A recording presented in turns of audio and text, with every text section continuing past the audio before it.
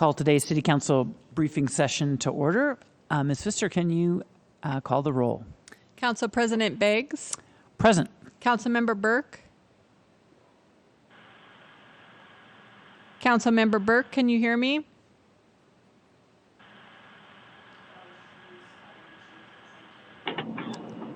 We'll come back to Councilmember Burke. Oh, okay. Councilmember Burke is present. Councilmember Cathcart. Councilmember Kinnear. Present. Councilmember Mumm. Here. Councilmember Stratton. Here. Councilmember Wilkerson. Here. Let the record reflect that all council members are present.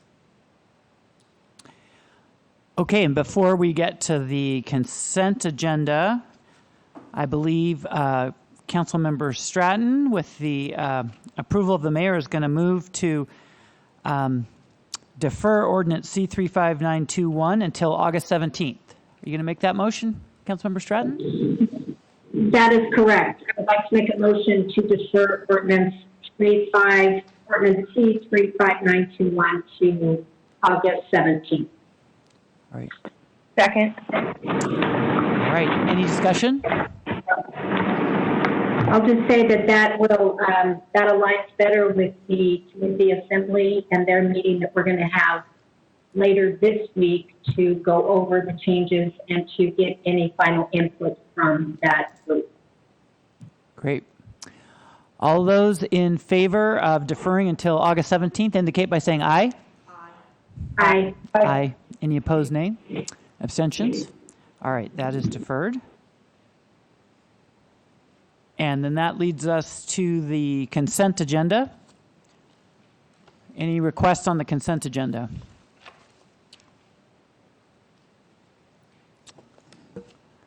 All right, hearing none, I will ask Madam Clerk to read the consent agenda. Okay. Reports, contracts, and claims. Number 1, 1-year value blanket for traffic paint using Washington State contract number 02817, Spokane County contract P10162, or Pierce County contract SC-104806, not to exceed $95,000. Number 2, agreement with Spokane County to allow for a reimbursement of allowable COVID-19 related expenses conducted at the Spokane County Fairgrounds from FEMA Public Assistance Grant funding passed through Spokane County, $100,000. Number 3, low bids for arterial GNO economic recovery project of A, Inland Asphalt Paving Incorporated, Spokane Valley, Washington, for the north part, $2,037,159, an administrative reserve of $203,715.90, which is 10% of the contract price, will be set aside. B, Shamrock Paving Incorporated, Spokane, Washington, for the south part, $1,710,710, an administrative reserve of $171,071, which is 10% of the contract price, will be set aside. Item number 4, recommendations to list on the Spokane Register of Historic Places, the A, Thompson House, 1430 East Over Bluff Road, B, Pacific States Electric Building, 122 South Monroe Street, C, Washington Machinery and Supply Company, 1012 West Railroad Avenue, Alley Avenue. Madam Clerk, Oh. I did just get a request from Councilmember Burke to take item 5, A through E separately, so. if you just- Okay.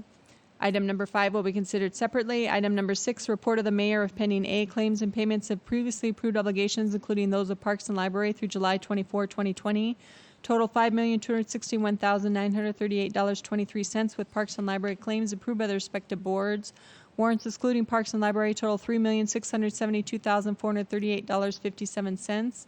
B, payroll claims of previously approved obligations through July 25, 2020, $7,047,444.75. Item number 7, City Council meeting minutes for July 20, July 23, and July 30, 2020.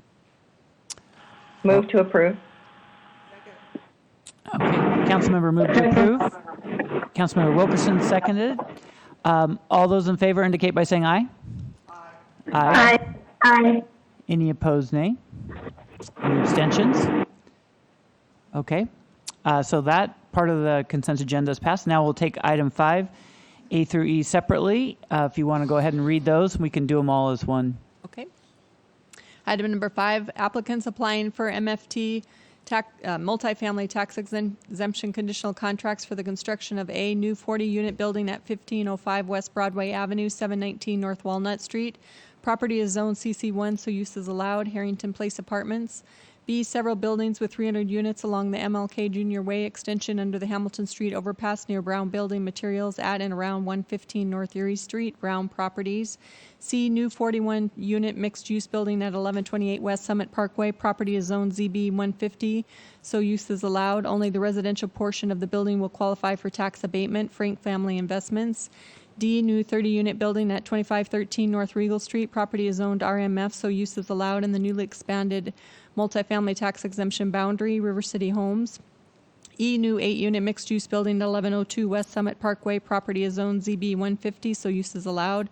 Only the residential portion of the building will qualify for the tax abatement. Frank Family Investments. All right, any discussion?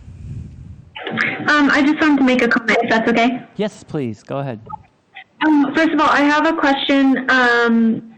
If someone can answer, there was one of these units who was going to do 50% low-income housing. They're going above the requirement. Does anybody remember which one that was? They were the Frank Investments. Yeah, I believe it was C. The letter E. I believe it was C myself, but not positive. C. Okay, is there anybody who can clarify that just really quickly?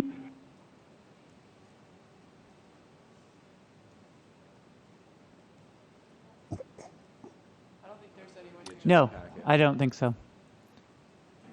Okay, well, that is fine then. I just wanted to give props to the person who's going above and beyond. In this situation, I feel that especially with what's happening right now with COVID, it's more important than ever for us to actually reevaluate our MFPE.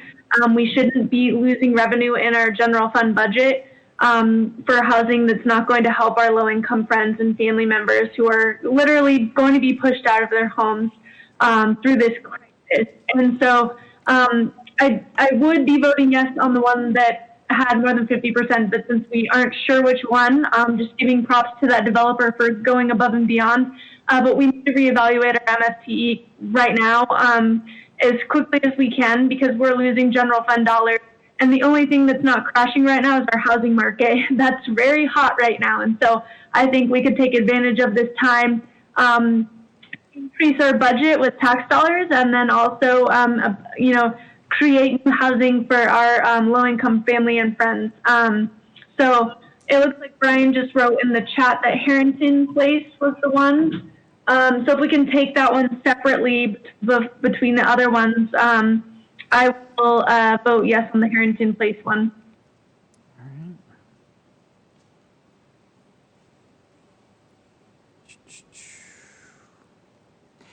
I'm just, maybe it's in the chat, just a second.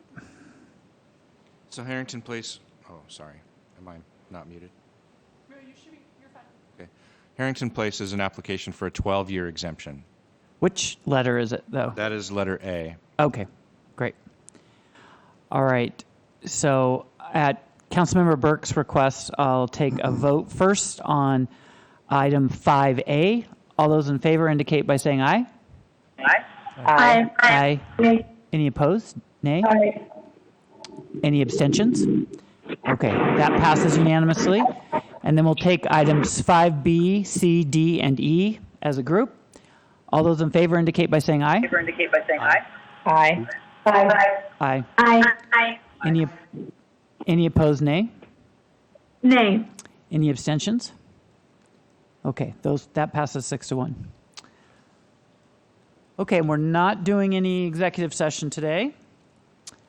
And unless there's anything else for the good of the order, looking on the screen, not seeing anything, then we will see everyone at 6 p.m. for a very short meeting. We're adjourned.